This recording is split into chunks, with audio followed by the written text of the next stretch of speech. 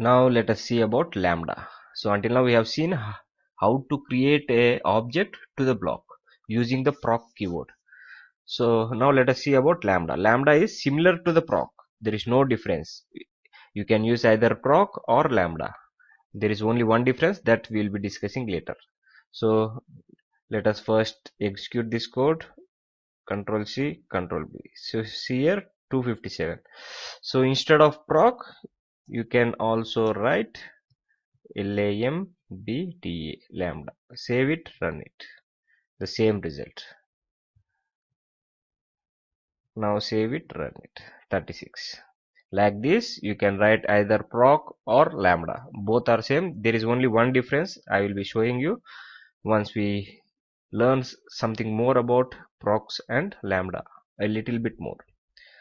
So until then, you can use, in many situations, you can use any of them, either proc or lambda.